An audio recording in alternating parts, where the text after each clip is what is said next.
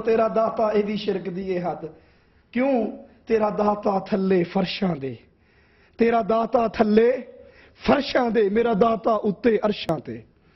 جس کو تم نے داتا کہا ہے وہ مٹی میں دب گیا لوگوں نے اس کو دبا دیا اس میں مٹی ڈال دی اس کی قبر پہ چڑھ کے اس میں سنگے مرمر لگایا میرا داتا وہ ہے انسان جتنا مرضی اونچا جائے محمد کریم سبق دے رہے ہیں صلی اللہ علیہ وسلم بلندی پہ چڑھو پہاڑی پہ چڑھو اونچی جگہ پہ چڑھو تو کہو اللہ اکبر اللہ اکبر اللہ اکبر حکمت کیا ہے تم جتنے مرضی بلند ہوتے جاؤ اللہ اکبر اللہ سب سے بلند ہے اللہ سب سے بڑا ہے سبحان ربی الاعلی جو زمینوں میں دفن ہو جائے جس کے بچے یتیم ہو جائے جس کی بیوہ جس کی عورت بیوہ ہو جائے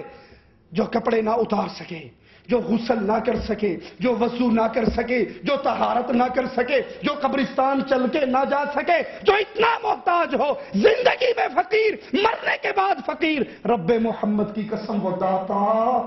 نہیں ہوا کرتا داتا اپنے عرش پہ غریب نواز کون ہے غریب نواز اللہ وہ غریبوں کو بھی نوازتا ہے وہ امیروں کو بھی نوازتا ہے وہ فقیروں کو بھی نوازتا ہے وہ نبی کو بھی نوازتا ہے نبی کو نوازنے والا کون ہے محمد کریم صلی اللہ علیہ وسلم گھر سے نکلے ابو بکر کو آتے ہوئے دیکھا ابو بکر اس وقت کیوں نکلے ہو گھر سے کہا آقا آج صدیق کے گھر میں کھانے کے لیے کچھ نہیں ہے بھوک کے ہاتھوں تنگ ہو کر باہر نکلا سامنے خطاب کے بیٹے کو آتے ہوئے دیکھا پوچھا عمر کیوں نکلے ہو گھر سے کہا آقا آج گھر میں کھانے کے لیے کچھ نہیں ہے بھوک کے ہاتھوں تنگ ہو کے باہر نکلا ہوں کہا اس رب کی قسم ہے جس نے تمہارے محمد کو سچا رسول بنا کر بھیجا ہے آج محمد کے گھر میں بھی کھانے کے لیے کچھ نہیں ہے صلی اللہ علیہ وسلم ولیوں کے سرتاج ہے محمد الرسول اللہ بلکہ یوں کہنا چاہیے ولایت ملتی ہی اس کو ہے جو محمد کی غلامی کرتا ہے جو محمد کی غلامی نہیں کرتا وہ ولی تو دور کی بات ہے مسلمان بھی نہیں ہوا کرتا یہ محمد کریم نبی ہے صدیق ابو بکر صدیق ہے عمر شہید ہے نبی بھی بھوکے صدیق بھی بھوکا اور شہید بھی بھوکا ان سب کو نوازنے والا کون ہے غریب نواز اللہ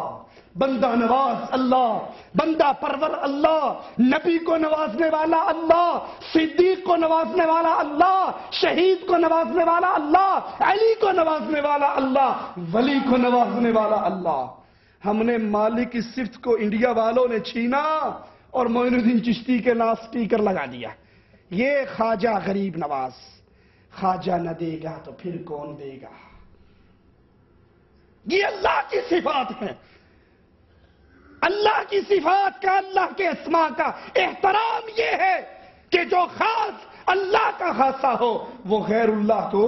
نہیں دیا جا سکتا اور اگر کوئی غلطی سے دے دے اس کو چاہیے فوراً اللہ کے دربار میں توبہ کرے اور جو خاصہ اللہ کا ہے جو نام اللہ کا ہے جو صفت اللہ کی ہے وہ اللہ کے فقیروں اور منگتوں کی طرف اس کی نسبت نہ کرے بلکہ اس کی نسبت صرف اللہ کی طرف کرے اللہ کا احترام اللہ کا ادب اس کے قرآن کا احترام اس کے نبی کا احترام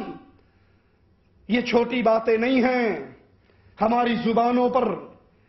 یہ نکلنے والے عام جملے کہیں ہمیں بربادی کے راستے پہ نہ لے چلیں آپ نے دیکھا ہوگا اکثر مذاق کے اندر قرآن کا مذاق رسول اللہ صلی اللہ علیہ وسلم کا مذاق اللہ کا مذاق اللہ کے ناموں کا مذاق اسلام کا مذاق اسلام کی باتوں کا مذاق عام روٹین ہے جنت کا مذاق جنت کی نعمتوں کا مذاق وہ غالب نے کہا تھا نا جنت کے حور کا ذکر کر کے غالب دل کو بہلانے کے لیے یہ گما بھی اچھا ہے کہ جنت میں حور ملے گی یہ نعمتیں ہوگی فلاح ہوگی وہ اس کا مذاق کرتا اللہ کی صفات کا اس کے قرآن کا اس کے نبیوں کا مذاق کے اندر بھی ہنسی اور ٹھٹھے کے اندر بھی اس کا مذاق اڑانا انسان کی بربادی کا سبب بن جاتا کیونکہ سب سے پہلے جو اللہ کا مذاق اڑائے وہ اللہ کی مقام ربوبیت کے ساتھ توہین کر رہا ہے اور جو رسول اللہ صلی اللہ علیہ وسلم کا مذاق اڑائے وہ مقام رسالت کی توہین کر رہا ہے. جو قرآن کا مذاق اڑائے وہ اللہ کی کتاب اور اللہ کے کلام کی توہین کر رہا ہے، توحید کے منافی امور پہ چل رہا ہے. اور پوری امت اسلامیہ کے علماء کا اجماع ہے اس بات پر کہ وہ شخص کافر ہے جو اللہ، اس کے رسول، اس کے قرآن، اس کے دین کا مذاق اڑائے. بھلے وہ مذاق اڑانے والا ہنسی اور وقت گزاری کے لیے یہ باتیں کر رہا ہو، لیکن ایسی باتیں اس کو کافر بنا دیتی ہیں. ہمارے ہاں اکثر چھوٹے قد کا ہو اس کا مذاق نہیں اڑایا جاتا، کچھ زیادہ کالا ہو اس کا مذاق نہیں اڑایا جاتا. اور خاص طور پہ وقت گزاری کے لیے ڈرامے سننے والوں، سٹیج ڈرامے دیکھنے والوں، جمعرات کو پردیسی ہونے کا بہانہ بنا کر کہ پردیسی ہیں، باپ نہیں ہے، ماں نہیں ہے، بیوی نہیں ہے، بچے نہیں ہیں، یہ فلاں خبیث کی کیسٹ آئی ہے، یہ عمر شریف کی کیسٹ ہے، یہ ہنسی مذاق کے لطیفے ہیں، یہ ٹوٹکے ہیں، یہ سٹیج ڈرامے ہیں، یہ پنجابی ڈرامے ہیں. ان کو دیکھ کر ہم وقت گزاری کرتے ہیں اور ان ڈراموں کے اندر اللہ کی تخلیق کا مذاق اڑایا جاتا ہے. کالا کوئی نظر آ جائے وہ اداکار کس طرح اس پہ طنز کرتا ہے، اور تو ایڈا کالا ہے، رب نے تیرے تو بڑا کالا جمیا ہی کوئی نہیں ہو، پیدا ہی نہیں کیتا. اب وہ کالا کس نے بنایا اس کو؟ جس اللہ نے اسے کالا پیدا کیا وہ تجھے کالا نہیں کر سکتا. کسی کا چھوٹا قد ہو اس کا مذاق اڑایا جاتا ہے، کوئی اندھا کانا لنگڑا لولا ہے تو اس کا مذاق اڑائے. مقصد لوگوں کو ہنسانا ہے، لیکن جس اندھے کو اندھے ہونے کی بنا پر تم مذاق کا نشانہ بنا رہے ہو، تمہیں اللہ نے 2 آنکھیں دی ہیں، اللہ تم سے نہیں چھین سکتا. جس کو اللہ نے ٹانگ سے محروم رکھا اس کا مذاق کرنے والوں، اللہ تمہاری ٹانگ نہیں چھین سکتا. بظاہر یہ ہنسی مذاق کے جملے ہیں لیکن انسان کو برباد کر دیتے ہیں. کیسے؟ آئیے قرآن حکیم کی آیت سنتے ہیں. وَلَئِن سَأَلْتَهُمْ لَيَقُولُنَّ إِنَّمَا كُنَّا نَخُوضُ وَنَلْعَبُ قُلْ أَبِاللَّهِ وَآيَاتِهِ وَرَسُولِهِ كُنْتُمْ تَسْتَهْزِئُونَ. صحابہ تبوک سے واپس آ رہے، کچھ لوگ ایک جگہ پہ راستے میں بیٹھے وقت گزاری کے لیے، وہ کہنے لگے محمد کریم صلی اللہ علیہ وسلم کے ساتھ یہ جو بڑے بڑے صحابی ہیں، یہ قراء صحابہ ہیں، یہ بڑے بڑے صحابہ ہیں، یہ کھانے میں پیٹو ہیں، بولنے میں باتونی ہیں، لڑنے میں بزدل ہیں. یہ پیٹو، یہ بزدل، یہ کھانے کے پجاری، اس طرح کی گفتگو ان کی زبان سے نکلتی ہے. ایک صحابی ان کا اس فرمان، ایک صحابی بیٹھے ہوئے ان کے اس کلام کو سنتا ہے اور رسول اللہ صلی اللہ علیہ وسلم کی عدالت پہ پہنچتا ہے، آ کر کہتا ہے یا رسول اللہ صلی اللہ علیہ وسلم، اس شخص نے یہ جملے کہے. اب ان کا مقصد تو مذاق تھا، ان کا مقصد ہنسی کرنا، وقت گزاری کرنا، سفر کاٹنا تھا.